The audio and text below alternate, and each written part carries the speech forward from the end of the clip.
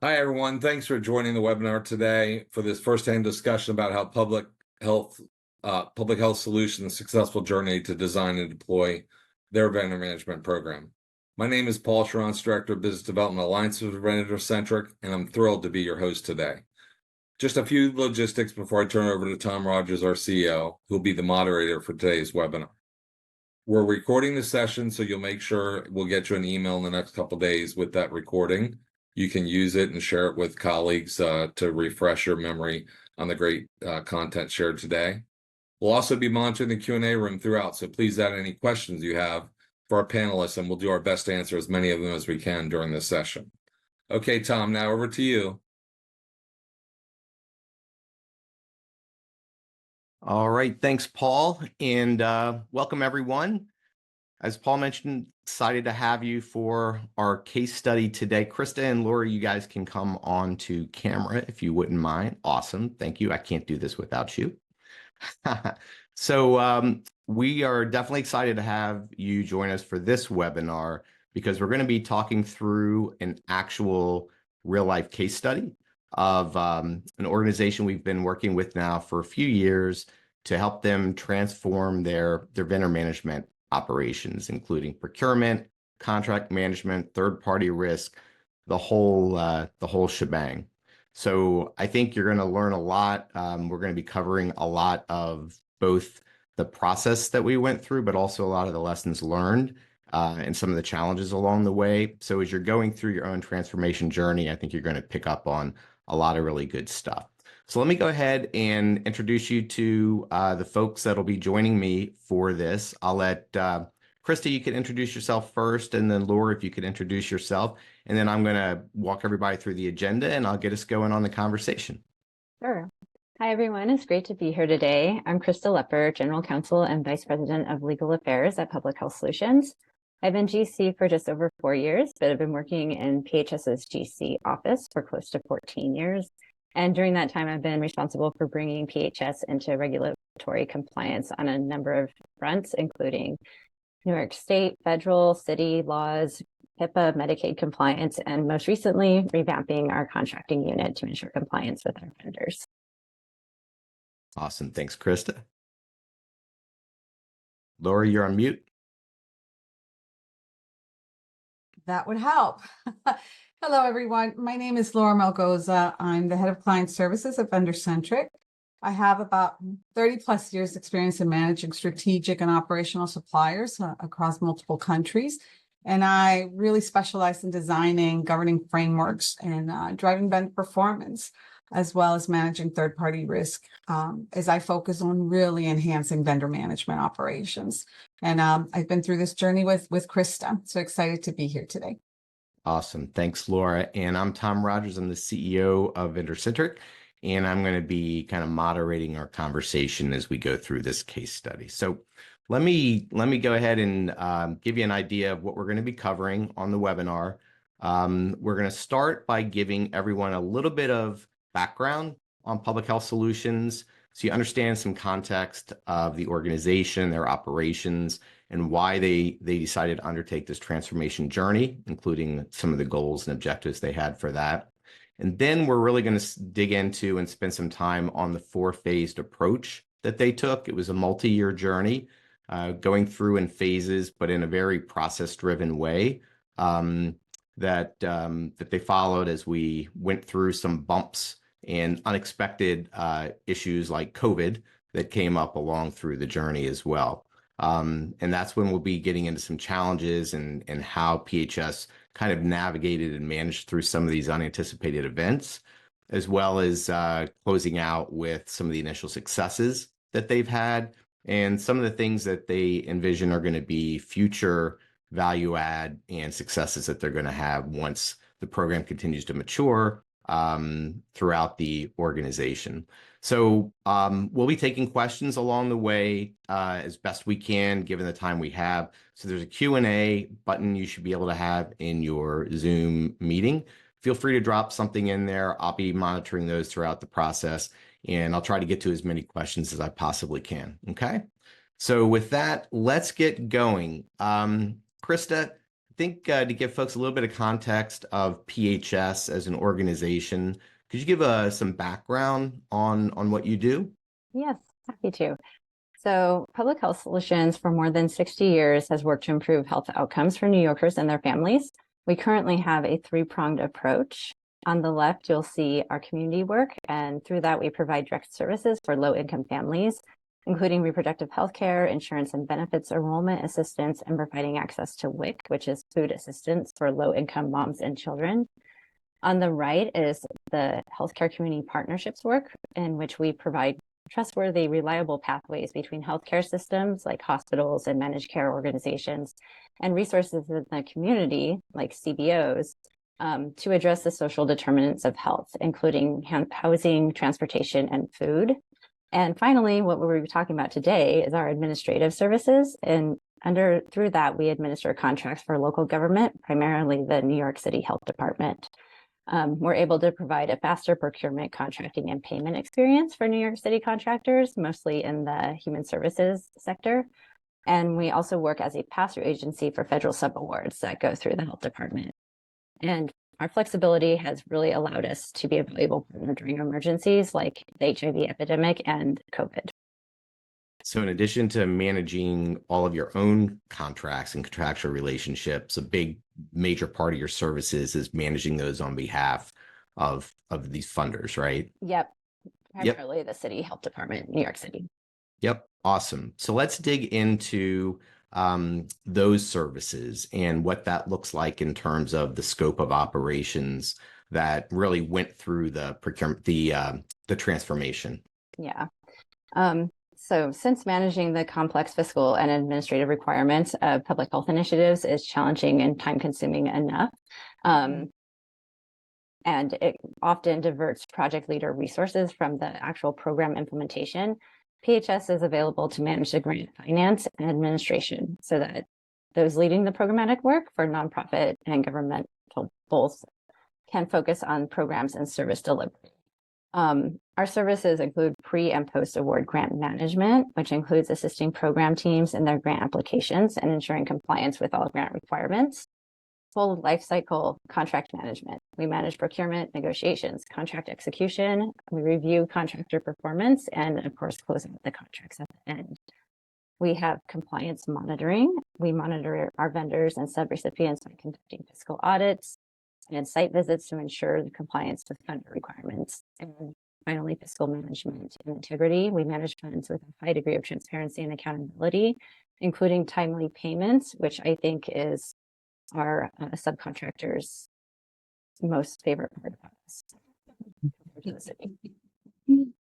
Is paying out the invoices on time. So PHS being a federally funded nonprofit organization, but also being in healthcare, I mean, there's a lot of complex compliance requirements that you have to manage. But really, if you break it down, all these activities under your administrative management services, whether they're your contracts or contracts you're managing for others, really deal with the whole life cycle of the relationship of managing any type of vendor or contractor, right? From procurement to contract management to third-party risk and monitoring. You all have some additional requirements that you have to comply with from your funders and regulators, but at the core of everything, you're really doing end-to-end vendor management, right? Yeah. Absolutely. And we'll talk more about this later. Getting a sort of systematic approach to vendor management was a big deal. Yep. Perfect. Awesome. So let's move over into, all right, so you've got all these administrative services. We have the life cycle of the relationships that you're looking to manage. As you were looking at all of these different activities you're doing and looking at your current operations, there were a number of things that were driving you to want to make the transformation. I think that's really going to be interesting to folks as they're evaluating their own operations and kind of getting a sense of what the drivers were for you all. So let's talk about those a little bit and give some folks some perspective on that. Sure. So when we began to think about expanding our administrative services to clients other than the New York City Health Department, we quickly realized that we were not ready for the reasons you see here. We thought at the time that our biggest limitation was our technology. But it turns out that although that was a big issue, we had a number of other challenges to overcome. So first, the decentralized operations. Every part of the organization was operating independently. And it's not just the 3 parts that I mentioned, also within each unit, everyone was doing things their own way. Then the technology, of course, different parts of the organization also had their own technology. So legal had minimal technology, and we kept track of all our contracting portfolios in Excel. I don't know how many attorneys you know, but we're not proficient at Excel. This was not optimal for us. Our purchasing department had their own software, as did each program. The biggest issue, though, was in our contract and management services unit, which was the very one we were intending to grow, we had developed our own contract management system, which was designed to administer contracts for a very specific type of federal funding that was passed through the city. And although it worked really great for tracking and monitoring and paying for that program, it was very rigid and could not be tweaked to accommodate different types of contracting. So we were constantly trying to put a round peg into a square hole. Right. And it made things much more complex than they needed to be. As you might expect with all this non-standard activity, we were not consistently employing best practices. When we were not being proactive in identifying and implementing the best practices, we were basically treading water just to keep our heads up and making changes to our procedures when really necessary.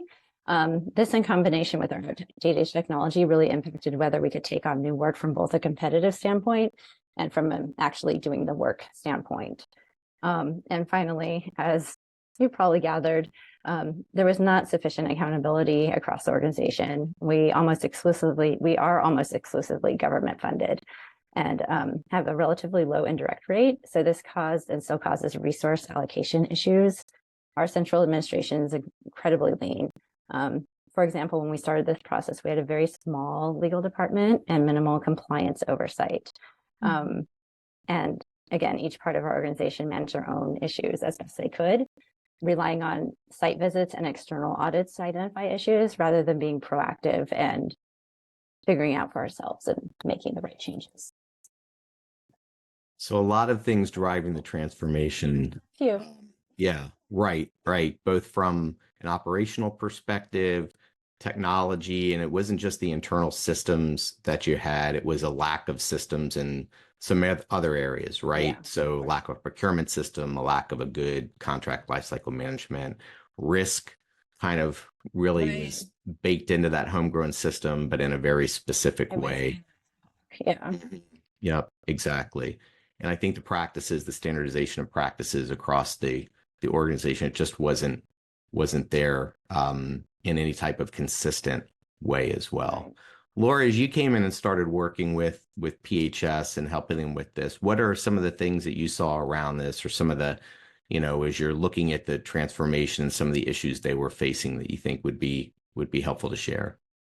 Well, and I think this happens to, I'm sure, everyone that's going through some of the challenges that Krista just mentioned. There is so much to tackle that you don't even know where to start, right? So it's about identifying what you're ready for and what's most important to implement, and really start, as Krista said, tackling and really getting their heads above water. But they were in such a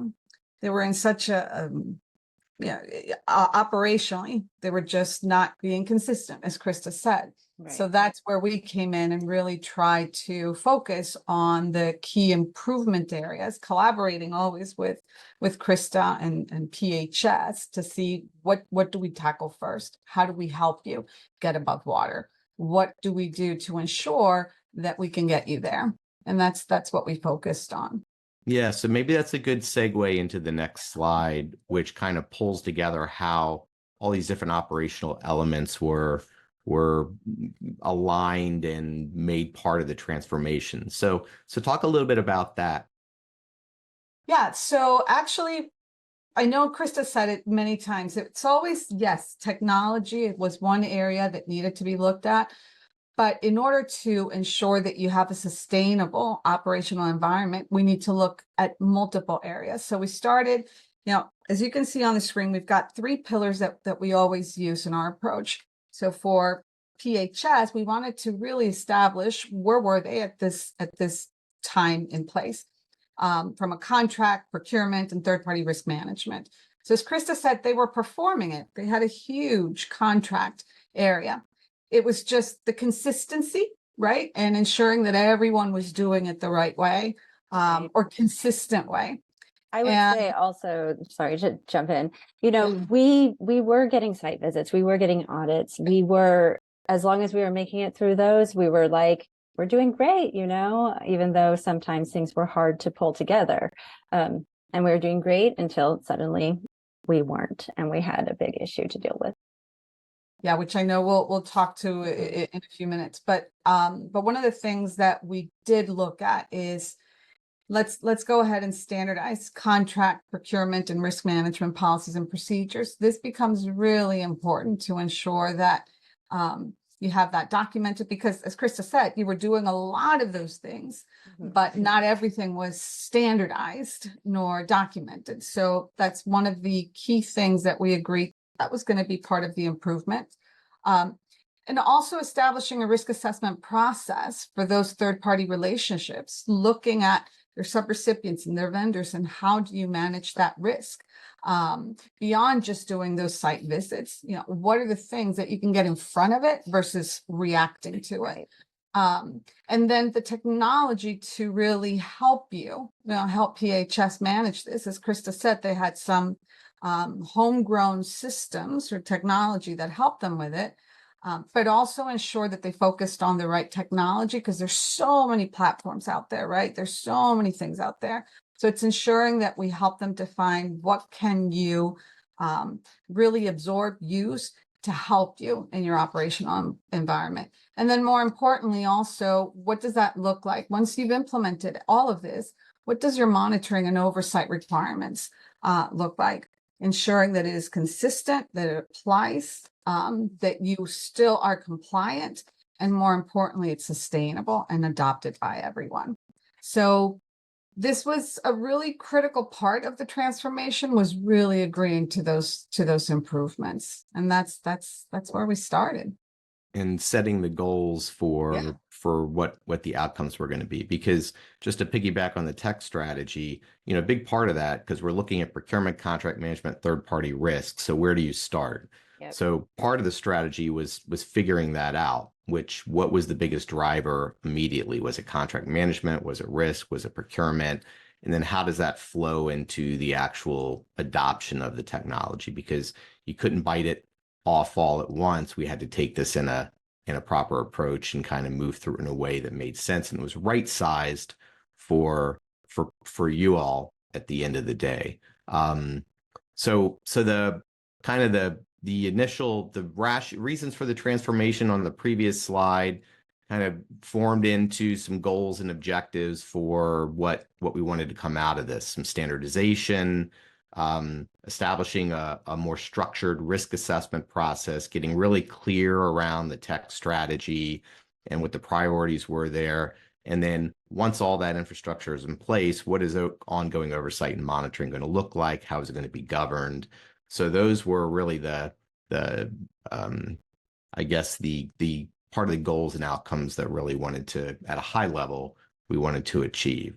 So let's talk through then. I think that's a good segue into maybe the approach that we took as we went through this transformation. So I know, Krista, when we've spoken previously, nobody thought this was going to take 4 years plus to go through this. Part of that was some things that came up along the way that were really unexpected and pretty material, which I know we're going to talk about in a little bit. But it was 5 years, and regardless of the years, the process was the same. So whether this was going to be a 2-year process or a 4-year process, it really was broken down into these phases here to help guide through the transformation in a process-driven, structured way. So could you talk a little bit about that? And Laura, if you have any color you want to add, feel free to do that too. Yeah, happy to. So beginning in 2020, we focused on alignment by establishing a baseline and, setting the strategy. So what we did was a business process review of our contract management. And we kind of just use contract management as a catch-all for the whole process, from procurement, third-party risk through the end. We realized when we did this review that we really needed a reorg in which third-party risk, contract management, and procurement would all fall under the Office of Legal Affairs. So everybody was able to communicate better and have more access to each other when it came to those particular units. Then we started focusing on infrastructure, on people, processes, and systems. So this was a big push at policy and procedure standardization. We spent a long time really going through every process that we do, identifying the policy, and then how to do it, and getting each unit that was involved, not just the ones that fell under Office of Legal Affairs, but also finance and IT, all on the same page when it came to these standardizations, and our program people as well. And then we worked on improving the knowledge base of our staff by providing professional development opportunities. When we did the process review, we realized that in our contract management unit, everyone was sort of doing a piece of the work, but no one understood the whole process. But many people did not understand the obligations that were flowing down through our contracts. And so we really worked on getting some training on grants management and contract management in place to give the team the resources that they needed in order to then later be held accountable for their work. And technology modernization. Once we did all that, we focused on the adoption and change management. And change management is not easy. It is not easy when everyone is remote. So this was a very challenging part of this project for us. But we did get through it. We made some governance improvements and really worked hard to operational our program improvements and make sure everyone was on board. So we made it through that. Yes. And I think what was really, it's important to highlight that, Krista, besides being a great partner, she also really led this. So it was about the constant communication and never missing those outcomes and goals. So there was a lot of work and there was a lot of, things that came up, and sometimes they needed to adjust and change, but the end goal was always the same. So I think it's important to highlight that having that voice at the top that's consistent and always pushing their staff was really important. And I think that's why you're here now, because it was always consistent. And yet PHS was thrown a lot of curveballs throughout this process, where you did need to adjust your focus, but where you are today to where you were then. I'm definitely happy to be on the other side of this. And, it was a lot of pushing, but at times it kind of felt like some dragging as well, like just pulling people through this process. Like, we are going to do this. Just keep at it. So then we kind of are moving on to continuous improvement. So now that we've operationalized our procurement system, our contract management system, got our third-party team in place, we're still, working on operational parts of it, but we're really looking at what we're doing, what's working and what's not working, and what do we need to change, because it would be great if you could just sort of put a framework down and say, this is what we're doing, and everything goes smoothly and it's great, but you're not going to get it perfect the first time around. So sometimes the pendulum swings too far to one side. You get some criticism from one of your funders and you go all the way to locking everything down and having a lot of controls, more controls than might be necessary. So we're kind of finding the middle ground now about where we really need to be, what works for us, and, like as Tom and Laura said, right sizing this for PHS. Yeah, and so I think that's a good right sizing for PHS is a critical point. And I think that is a good segue to a question we have from Anna here. So Anna asked, how do you determine best practices when standing up a program? Who determines what's best? And I'd say in the context, how do you determine what's best for you and your organization? Because best practice might look different depending on whether you're a $50 million nonprofit or you're a $50 billion technology company. So can you talk a little bit about, as we were going through this and you were looking at different practices, kind of how you figured that out, or how we talked through that? Mm-hmm. Right. So that gets back to sort of what I was saying about the pendulum swings too far one way sometimes. Like, absolute best practices might involve several reviews, like different parts of the organization being involved in every decision. Just that might be too much. So we really worked with Vendor-Centric a lot to identify sort of a framework of best practices generally, and then pull in the ones that are going to work for public health solutions. And maybe we have some that we haven't fully implemented yet, but they're on the horizon. Like, we are getting to where we need to be. It's a continuous journey. We didn't just chuck them out and say, oh, we're never going to do this. Or say, well, we'll get to that, but we're going to start with a small pilot. And, I guess that's how we really decided what we needed. We piloted this out and took what worked and left what didn't. Laura, do you have more on that? Yeah, no, I think that's also correct. Sometimes you are faced with so many things that you want to implement. And that was one thing that we did always discuss with PHS, is to say, well, let's focus on what is right for you. Because, when you look at, I'll just say policies and procedures, when you look at uniform guidance, right, there's so much. And can you go in and implement absolutely everything? Yes, you can, but from an operational perspective, that's why you have policies, and then you include your procedures. And then you say, well, what's the infrastructure and governance framework that I need to have in place to ensure that we're doing everything? And it's right sizing based on the amount of employees you have, the amount of areas you have oversight of and controls of. Mm-hmm. And then it's saying, well, do we have to do all of this? And that's in 2022, really in 2023, that's when we started coming back to PHS, and they told us, we've been experiencing some issues here. Can we look at this again? So we right-sized it. We said, maybe these types of vendors do not need to have all of these controls in place. So let's go ahead and adjust and change. So to Tom's point, you just have to look at your operational environment, ensure that you're compliant, but then right-size it to your environment. And I just add to that also, Anna, that one of the things that PHS did is they started with a framework. So there's different frameworks that are out there. We have our own lifecycle management framework that we've developed, and that's what we used in establishing a starting point for PHS. So the framework covers the full life cycle from sourcing all the way through offboarding of a relationship.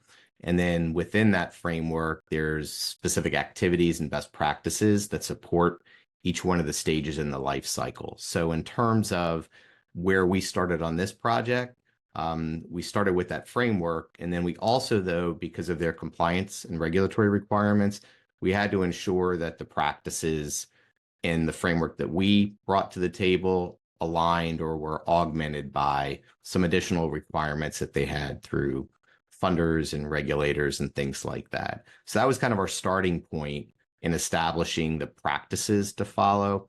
And then from there, as Laura and Krista had talked about, we talked through those and started to configure and right size them based on where PHS's risk appetite was, where the big pain points were they were facing. And then other stuff that you decided not to tackle immediately, Krista, moved to a roadmap.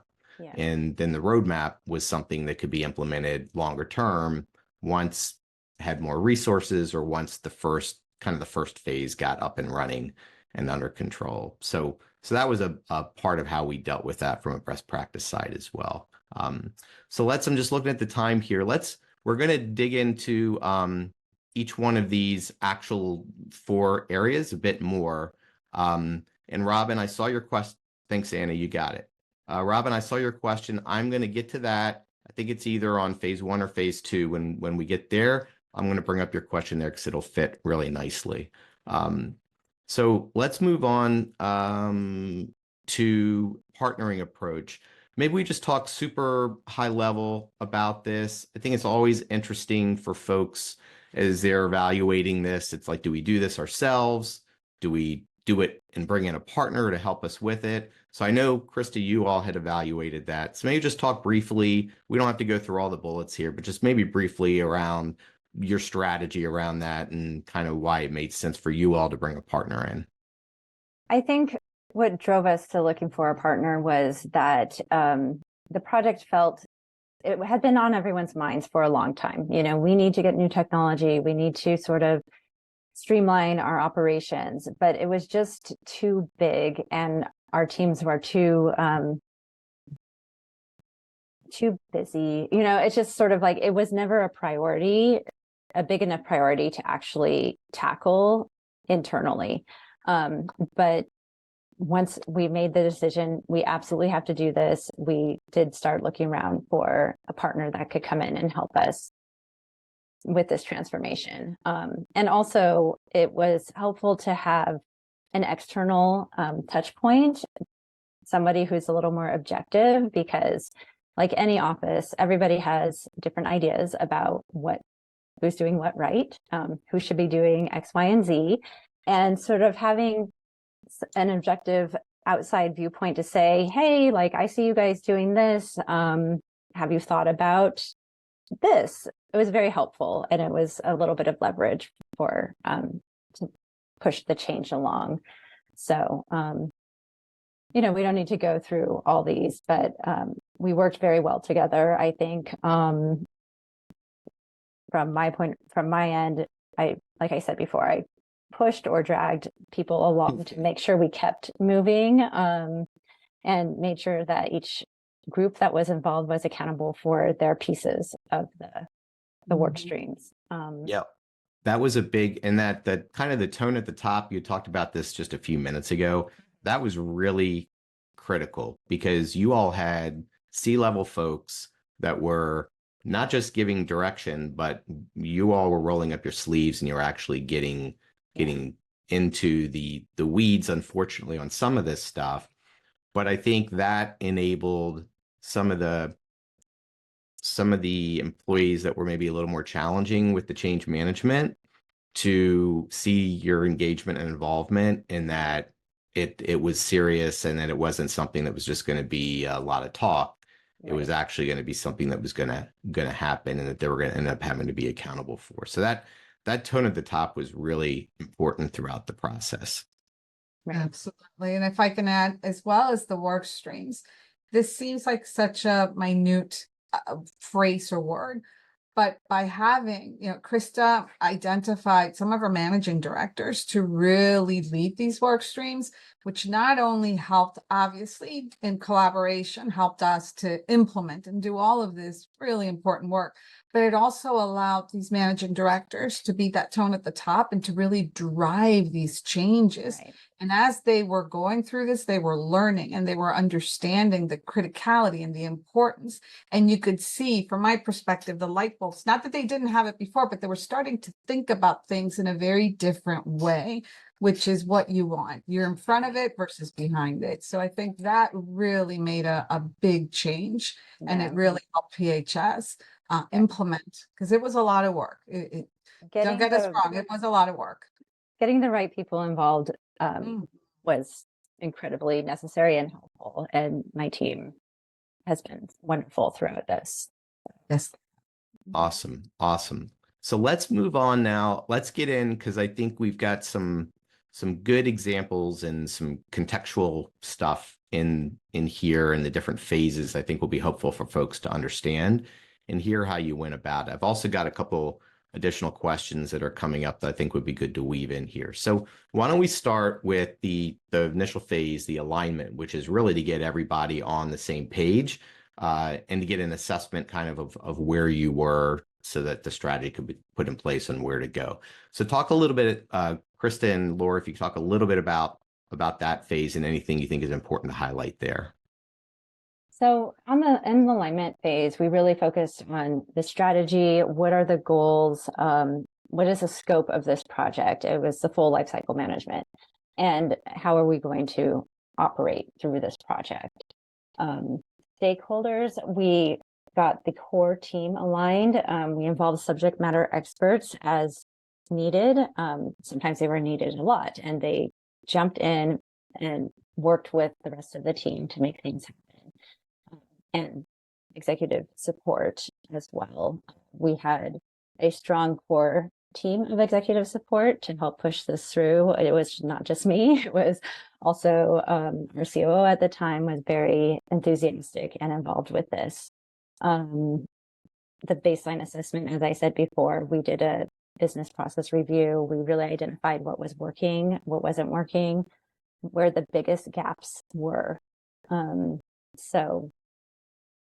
And, as we mentioned, one of our biggest gaps was in third-party risk, was vetting our partners, who was responsible for that.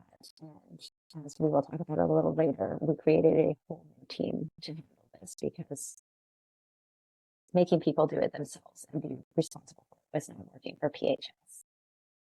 And then, while getting in line, we had a sort of unplanned event that forced a staff reorganization. So it was exciting. You could call it that. Laura, did you have more or no? No, I was just going to add that you really this is such an important area, because it's about defining your scope of operations, which is what you did. It's about defining what does that model, what is the infrastructure I need to have in place to support it. So you did all of this. But yes, you did this in the middle of COVID. We did this in the middle of a big staff reorg. But as we said before, you kept going. And I think that was important for us to help you define those among, of course, all these changes that you are facing. I think the big part here was really also the assessment. I mean, there were two pieces to this. Part of it was the baseline assessment, which is having that external perspective of where you were, but in a structured way. So really going through a structured approach to evaluating operations and figuring out how mature you were in certain areas and where the gaps were, because that really informed the strategy and the areas that you all wanted to focus. I also think the alignment here with all the stakeholders was really important to get everybody on board. And this ties into a second question from Anna, which is, Krista, how did you sell the project to the MDs? Is that managing directors? Anna, I'm not quite sure. So they appreciate it and champion it, especially when all the departments are siloed. So it was not the easiest sell in the world, I would say. We actually did not even have managing directors at the time. It was so siloed with just executive and their team. Basically, I sold it by saying, this is going to make our lives easier and better. We'll be more efficient. We can focus on the things we really want to focus on. We won't spend all our time reinventing the wheel, right? Every time people come in and ask us for documents, we won't be spending hours looking for everything. Will be in one place. Basically, just the promise that this is going to make everything better, make some things better, and let people really focus on the work they need to be focused on, rather than slogging through endless bureaucracy and administrative efforts. And also, when we did the reorg, I was very fortunate to have two excellent women promoted into the managing director positions that we created, and they really have been with PHS for a long time and were very excited about improving things, about just making this better for everybody. And it would not have happened without that sort of backup and enthusiasm and them selling it to their teams in the same way. Perfect. Awesome. I think that was right on, because there was skepticism at the beginning. And I will say, Anna, part of the reorganization was some of the biggest skeptics that were creating a real roadblock to progress were removed from as part of the reorganization. So, I mean, you really did some heavy lifting and some difficult decisions to get this thing to where you needed it to be. And that was probably a while coming, but the transformation kind of allowed you to do some of the things that probably needed to be done, right? It really did. And I will say, all my cheerleading for this and selling of it was not for naught. We've got a lot of input this year that people are much happier in the work the way it is structured now. So Awesome. Yay. Awesome. All right, so let's go into, so now we're aligned, we have a strategy, we know where you are, we've got your assessment. Now we're moving into, all right, now let's start executing some of this. So we've got to get infrastructure in place, policies and procedures, technology. So talk a little bit about this. And if you could, Robin had asked a question a little bit earlier, said, how did VC help you determine the best technology roadmap? Did they help you source and implement software? So maybe as part of the technology strategy and some of the work we did there, you could talk a little bit about that too, Krista? absolutely. So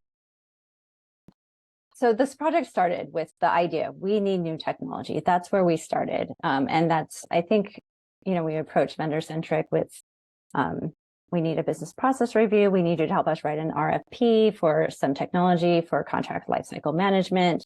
And it really ballooned from that original stated goal of just getting some new software in place. So the policies and procedures, we created policies and procedures a little bit separate from having the software implemented. So this gets back to sort of this is a very iterative process. You do the policies and procedures, you get the software, you get it all aligned. But the way vendor-centric helped us there was we walked through our requirements. What do we absolutely need? They helped us draft out the RFP. Everyone was happy with it. And then they helped us when it came to evaluating the proposals that we got. And we had a really interesting decision to make during this process, which was, do we get something that handles procurement, the whole contract lifecycle, or do we kind of split it up and do two different types of software? Because we had a proposal from a procurement software that was just very spot on for the work we do with the city. And it's sort of daunting, like, do we want to do two software implementations? It sounds horrible. But that one was really procurement specific, right? So it really didn't do anything outside of, it's really competitive bidding and quotes and things like that. Mm-hmm. Yeah. And we just really thought it would be perfect for the type of work we do with the city. And so we did it. We made that decision to do two separate software implementations. And it really was a good decision because we were able to implement the procurement software very quickly and get that and move that process along, get everything in place, get a functional procurement team using the software, using new policies and procedures in place. And then, we worked on implementing the contracting system. And this was a bigger lift because we were not able to just implement it from scratch the way we were with the procurement system. So there was a lot of customizing and other things. And we also used the contract lifecycle management. They were kind enough to customize it to handle our risk work as well. So I hope that answers your question somewhat. I'm happy to elaborate anywhere that you would like me to. The software piece, it was a lot, I will say. We also had some financial software that we had been implementing for quite a long time, and trying to get everything to work together was very challenging. So big part of that decision was, I think, in the strategy, because we had mapped out the whole schema from the workflow from beginning to end, taking into account your current systems. Some you were considering because there was a grants management system on the front end of that you were looking at as well. And to your point, had been going through an ERP implementation with different levels of success. So a lot of the strategy was figuring out where do things fit. And I think also in the requirements, it was figuring out what is most important. What are the must-haves versus the nice-to-haves? Because what you decided to do with the CLM was it was good enough from a risk management standpoint that you felt it could meet your needs from a risk management there, while it wasn't full-blown third-party risk that had a lot of integrations to third-party data intelligence and things like that. at this point, that wasn't something that you were looking for. Right. So I think that was an important part of it also, which is what are you trying to do and where are the biggest pain points and what are you trying to solve in a scalable way, which you said contract management was by far the biggest piece to that. And that's what drove you all towards that. Yeah, it really was. And, we were approaching this whole project from the contract administration viewpoint, but the CLM has really improved the contract management for our whole organization. Our programs are able to have more insight and control, line of vision into their contracts. They understand what's going on. They're getting more engaged with their contracts and their vendors and doing some more management of those vendors and contracts, because everyone has more accountability and more of a piece, more responsibility, which, that could seem daunting, but in the end, people are really happy with the outcome for our programmatic staff and our central office administrative contracts and that sort of stuff as well. Yeah. And the automation helps a lot, getting everybody out of Excel and all the stuff they were doing previously. Everything being in the same spot is really a huge improvement. Exactly. So I'm just looking at the time. I'm going to move us along a little bit over the phase 3 and phase 4, just maybe touch briefly on these, because I want to leave some time to talk about some of the challenges and then the successes that you've had as well. So Krista, maybe just highlight 1 or 2 things you think are important here, and or Laura, around this part, because this is now we've got all the new system, we have the new policies and procedures. Now all this stuff has to start getting implemented and integrated into operations. Right. So I would focus on this one that's bolded here, our team, our procurement and third-party risk management team. We did not have a dedicated third-party risk team or a dedicated procurement team. So we created one, and it was brand new to the organization. Following procurement rules was, although always required, was being enforced, right? And this was a huge change for the organization. The team, the third-party risk team, is amazing. We, because we had no real solid experience in this area, it was sort of a growth opportunity for a lot of people at Public Health Solutions, and we all learned up together, and we have an amazing team at this point who are eager to learn more and make improvements to our systems and procedures. And it's been it was a huge positive aspect of this whole transformation. And if I can add, I think one of the things that we did here to really help the PHS team and this new team, and Krista mentioned it before, is we had a pilot. Because sometimes, yes, we developed the policies, we developed the procedures, we had all of this in place, but because they had never really done this before to how we were really wanting and helping them achieve, we had their team go through a pilot approach, which really was about identifying all of these key vendors that they already had relationships with, and then piloting the program. And that allowed the PHS, third-party risk team, to really learn, because they were engaged in every aspect of it, from the initial inherent risk assessment to performing the due diligence to really establishing the impact analysis, performing it, and then having conversations with these vendors where we did find some, areas of concern, and going through the mitigation. That, I think, was a really great learning process for them, because not only did it give them the skills, the knowledge, but it motivated them, because they learned a lot. And because of that, unless Chris, correct me if I'm wrong, but they learned from it, and they wanted more, and they could see how everything connected, and they did a great job. And now they manage it day in and day out. And the pilot process also, because we actually did find a vendor that we were unhappy with, and we did this whole process and switch vendors. It was really also demonstrated to the whole organization that this is a value add. This is very important. It's risk mitigation. It was just a great demonstration project. Yeah, that was a byproduct. Nobody thought that was going to happen, but there were some there were some things that were not too good there. So you guys moved swiftly on that though, and really replaced them, which was great. Okay, awesome. So let's now, that was to the folks that are attending, that wasn't like a 5-minute process. That was a very long process, the implementation, and some of it's still going on.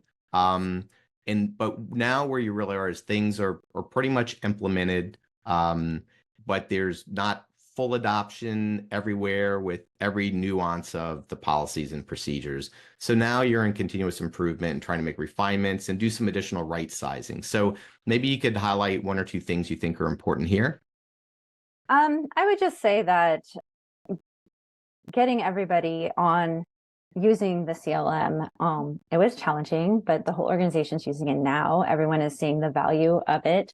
And as people encounter issues that, they don't feel are ideal, we are able to go in and address whatever the challenge might be. The process, is it the policy? Is it the actual technology?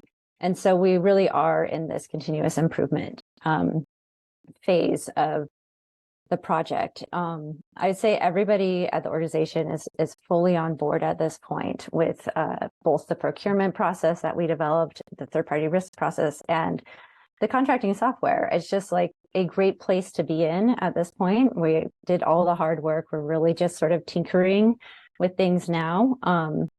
And I don't know, we've talked a lot about this. So I think. Yeah, I think the technology is part, because you still have the legacy system in place. So that and the CLM is probably a big part of the continuous improvement, is figuring out how to come off of that legacy system, or where it fits where it fits in the overall context of what you're doing. Right. So I know there's still some stuff around the CLM, and then the right sizing of the policies and procedures, and kind of making sure those are right, including risk management. And really the level of due diligence and which third parties you really want to be diving in around the due diligence right now at this point in the maturity of the program. Right. Yeah. Exactly. Yep. Perfect. All right. So let's talk a little bit about, we've talked about some of these already, some of the challenges you faced. So these unexpected events. So COVID happened pretty early on as part of it. You had a regulatory audit. So one of your biggest funders came in and found a number of concerns around controls, which are great because that was an unanticipated event I mentioned earlier that I sort of helped give us some leverage to make the change, right? And it also was, the timing of that was actually good because we were in the middle of putting the policies and procedures together. So we were able to look at what the audit findings were and incorporate them in. So we could make sure that all of those were remediated and resolved. Yeah. Had some key changes in leadership at the C level along the way, and then all doing this with a small team and limited resources as well. And maybe you could talk a bit about you've talked about this, I guess. Is there anything on the buy-in to a new way that you would add? Because that's all around the change management. That gets back to Anna's questions around how you got, the managing directors involved, or you think we've talked through that? I think we've talked through it. I mean, all there is to say is it was very challenging. It was a lot of discussion. I think for all things, the more talking it out you do, although it's sometimes you feel like you're repeating yourself, or, like, why do we have another meeting on this? It really helped to get everybody on board and being very transparent about what we are doing and what we expected the outcome to be. I hope really help people agree and work towards the new way of doing things. Yeah. It was a significant deviation. Yep. I think I would agree. We've probably touched on that.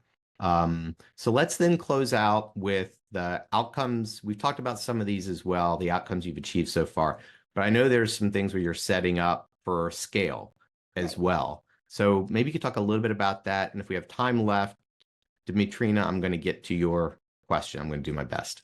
Okay. I won't spend too long about it. This whole reorg, the new departments, the new technology has really set Public Health Solutions up to be much more competitive when it comes to soliciting new business or responding to, as I said, we're primarily government funded. So we respond to government RFPs, and we have the combination of our administrative services unit being very functional, very much more flexible than it used to be to take on different types of funding and contracting arrangements, has really put us in a great position to sell ourselves as an excellent contract administration unit, a fiscal partner to the city. And it has made me much more confident in our responses when we do applications, that we can stand by what we're saying in there, and we are capable of doing the things we are telling the state, the federal government, or the city that we can do. And the city has your customers, basically. Our customers. Sorry to cut you off. Really, it's customers. So in your Yes. case, it's these funding agencies, but in other organizations' case, it's their clients. customers who are doing due diligence on them as well and making sure that they're managing risks downstream. Right. Yeah. So, so hopefully we will be hearing about a new award any day now that we apply to. I was hoping it would come in before this, but we're pretty confident about it, and we're excited to scale up and handle more work. The city has already leaned on us to expand our contracting for them, and it's been a good experience. The team has been able to be flexible and adopt new types of contracts and new work. So To take on that work, in a scalable way where more we're not efficient. having, it's not just, hey, we have to hire more people. We can do it in a really scalable way. Yeah.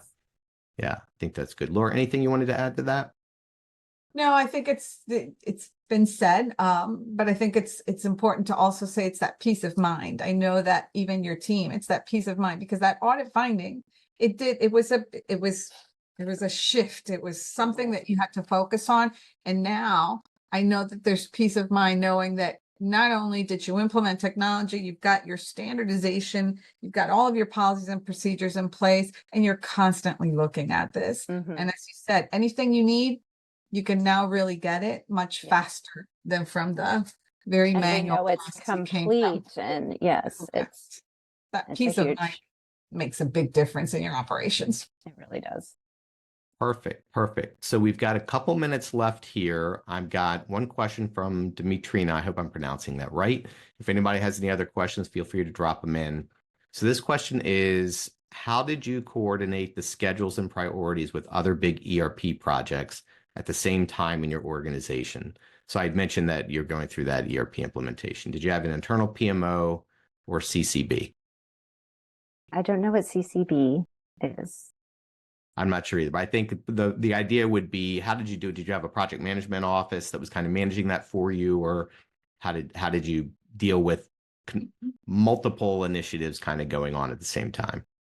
Oh my gosh. No, we did not have a project management office. I have an amazing assistant who helped push things along. I delegated one of my assistant general counsels to really spearhead a piece of it. It was really kind of giving different team members a little piece of everything, and really trusting them to take it on and push things through and support the team as needed, really backing my team up.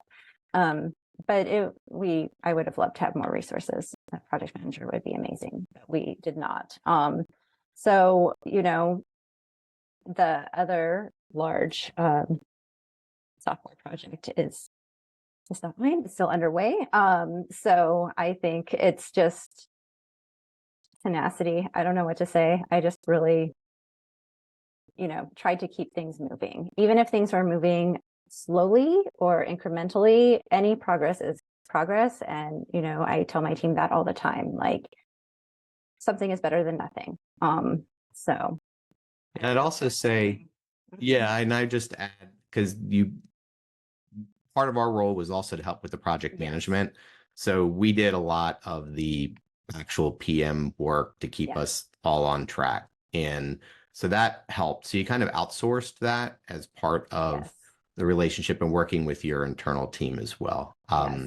So I know we're at, sorry, Chris. I was just going to say, Laura definitely supported the teams and really kept things moving as well. Yeah. Yeah, great. Awesome. Well, listen, I know we're at the hour. By the way, CCB, I've got Corporate Change Board and I have Change Control Board. So I guess it could mean different things in different organizations, but basically a group that is kind of helping with change management, right?